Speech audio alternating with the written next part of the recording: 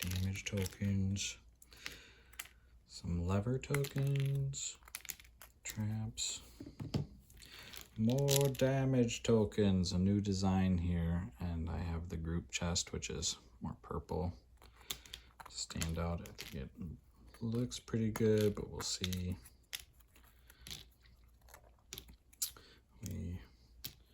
They're coming out really easy, so I like that. That's different from last time I ordered from Gamecrafter. They actually, I think they used a laser, so there was a lot of like soot on them. But this one they were cut, and they're cut nicely, just a little off center, which is frankly is their fault, you know, on the back side based off how it's cut. I don't know if it doesn't align properly or what, but we can kind of see how some of them aren't cut very well. Unlike the slugs, which we'll see in a minute, which I actually had to do my own cut. So any mistakes there are on me. But we can see how, here's the pit, and then the other side looks better, the boulder. And for the old and the new, there's a lot of the old tokens that I have. So the old barrel, the old pit, damage. So I kind of made damage a little bit more striking so you can see easier on this side. And this is the old accolade here, and the new one. So I think it looks a lot better. Shield, old shield that I had. New orb. Being lazy and not taking it out of the bag. Nicer. Okay, let's keep moving here. Tokens. Fun. Everybody loves tokens. They're awfully cool. Kind of go on the board like that. Next up are standees. So these were expensive with how many I have. There's so many. I think this is about $25 in itself. Of course, prototypes are going to be that way, and I like Gamecrafter in general. They're one of the few prototypers out there, I think. And they have a nice system for putting the images up there and getting them printed so that you have something that looks better than home print. But also it kind of gives you practice with manufacturing. So that's also nice. You'll kind of get some practice being like, well, how does this come out? These are obviously too dark. I had just increased the number size actually on these, but this is a Arcane Mechanum. Looks pretty good. Both sides look great, I think, for prototyping. My Nether Creep. He's cool. Void Nightmare. And the Leer. This guy's kind of funny. I think Gabby did a good job designing these. I really like what she did with my ideas. Made them come to fruition. Your classics, portcullises. These are actually designed with color blindness. So because red, blue, red, green is tough, so I actually put vines on the side of like the closest colors. So red and yellow now have vines on them to help differentiate them a little bit more from their green, blue counterparts. So yeah, these are looking pretty good. Mana Raptors and Armored Bones Wisps. Got our Cursed Reliquary here for all of our ideas. More. Sheep. You can sheep your enemies. They turn into this cute little thing. This is a Reaper. I'm going to have to enlarge him. He's like the most dangerous enemy, but he looks so itty-bitty compared to the weakest enemy who looks larger. I knew that coming in that was a mistake, but I wanted to get this printed, so the next one will be bigger. Dun, dun, dun. More baddies. There's 4 of each for tracking on the board. Some of the characters. So, doors. These are enemy spawners where the bad guys keep coming. Got our doors. More doors. There can be a maximum of 2 of the same color doors, so there might be 2 portcullises that are blue, 2 greens that are blue, etc. Kind of keeps going that way. They're coming out nicely though. Standees. So this is a Lich. He's one of the harder bad guys. the stands that they come from, you can see how it cuts off at the bottom. But if you know you're using a stand, he also needs to be a little bit bigger. But if you know you're using a stand, like it's not as bad, but he does need to be fixed a little bit. It needs to come up here, centered a little bit more. But yeah, that's a lich. And then here's the latest enemy card designs. So these came back pretty nice, I think. Here's the lich right here. So you can see that he's got this. My text is way too small.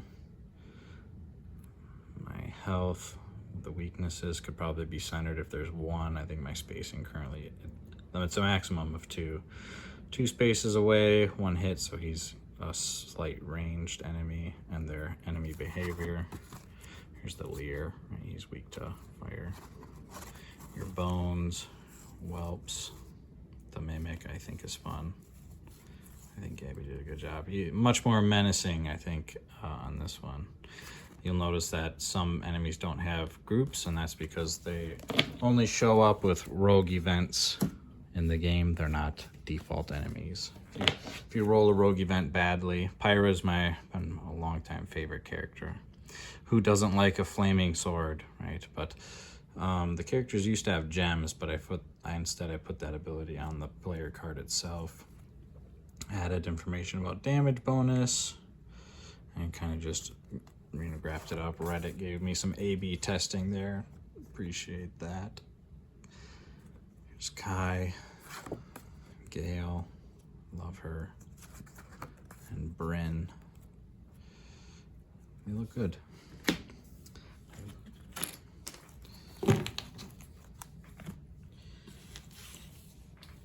Next up is the tracker. So here's, tracking how your campaign's going. There's 7 floors in Rogue Mana, so you kind of go up there.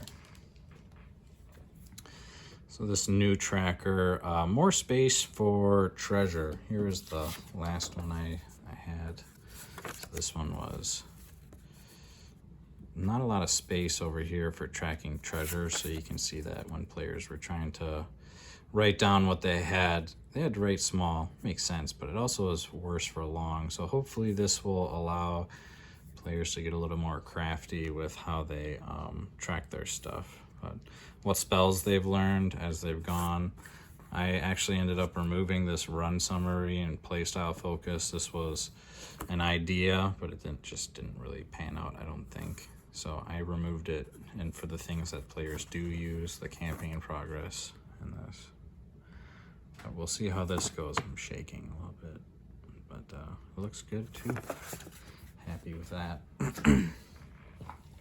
Spells. So here's most of the spells have become both better and cheaper.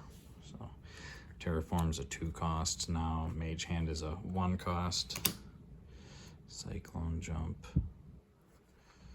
Thunder's Boon, just in general cheaper to get this off in your group, to give them blink affixes to help movement.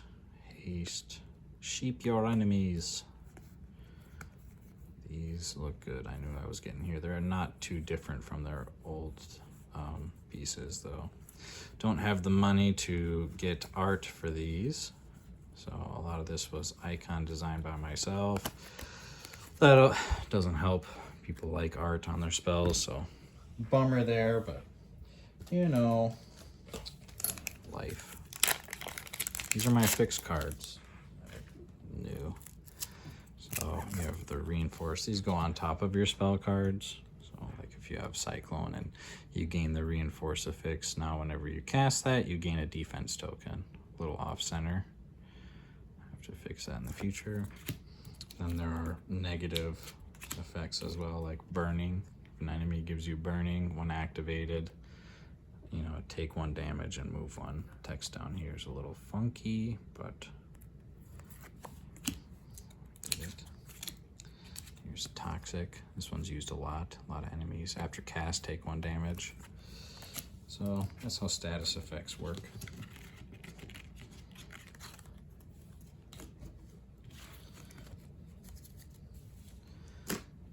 There.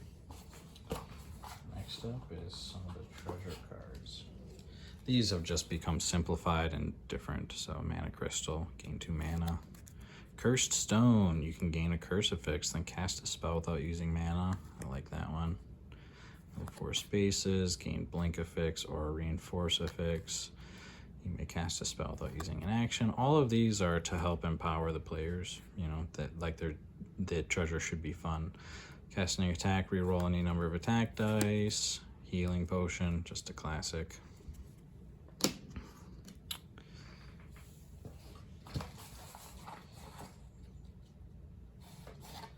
Some interaction cards. So basically, if you activate the pressure plates that are red on floor 2A, you know, it unlocks the red portcullis.